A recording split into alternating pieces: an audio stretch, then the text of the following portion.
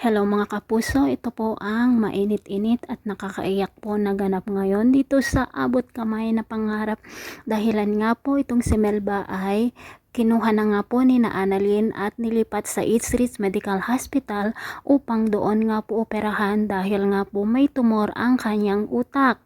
At pinost nga po sa social media nitong si Annalyn ang tungkol dito kay Melba at agad-agad naman po na pumunta doon ang kanyang anak na si Caitlyn at kasama na rin ang kanyang ama.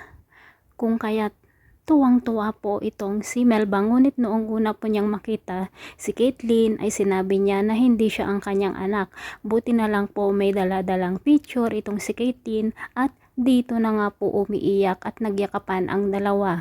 Pagkatapos naman niyon ay sumunod ang kanyang asawa na si Nestor, kung kaya tuwang-tuwa po itong si Melba at napapaluhan naman si Annalyn sa tuwa habang pinapanood nila ni Doc Lindon ang happy family na nagyayakapan. O diba, ako rin po mga kapuso na iyak habang pinapanood ito.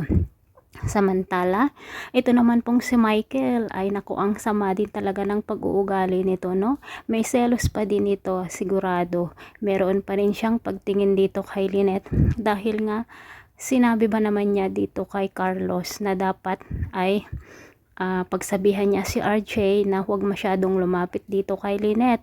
Pero buti naman po ang magandang ugalin Doc Carlos at para nga po kay Annalyn ay dapat daw maging magkaibigan sila Doc RJ at Lynette. Talagang maunawain din itong si Dr. Carlos, hindi kagaya nitong si Michael na napaka-selfish.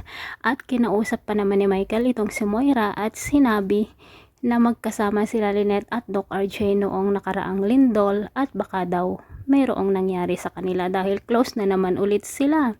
Ay naku Michael, nakakapanggigil ka din, no?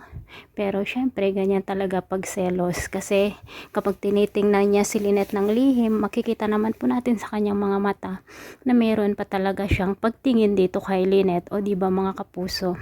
Samantala, lumabas na naman po talaga ang tunay na pag-uugali ni Zoe dito kay Annalyn dahil nga po inaaway na naman ni Zoe itong si Annalyn at sinabi pa nito na wala siyang pakialam kung may mangyari mang masama dito kay Annalyn. O di ba mga kapuso, ang sama talaga ng pag-uugali ng mag-inang Zoe at Moira na ito.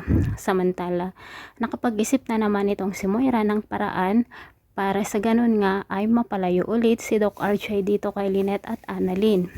Sinabi nga ni Moira dito kay Doc RJ na papayag siyang maging magkaibigan muli sila Lynette at Doc RJ, pero sa isang kondisyon, at ang kondisyon na yon ay maninirahan na daw sila sa Amerika. O diba? Ay nako, pero baka hahaba talaga ang teleseryeng ito kung pupunta na naman sila sa Amerika. Pero sana wag nang pumayag itong si Doc RJ kasi talagang lalong mapapalayo na naman siya dito sa kanyang mag-ina kapag mangyari iyon mga kapuso. So abangan po natin bukas ang kapanapanabik pang kabanata dito sa Abot Kamay na Pangarap. Thanks for watching. God bless. See you on my next video. Bye bye.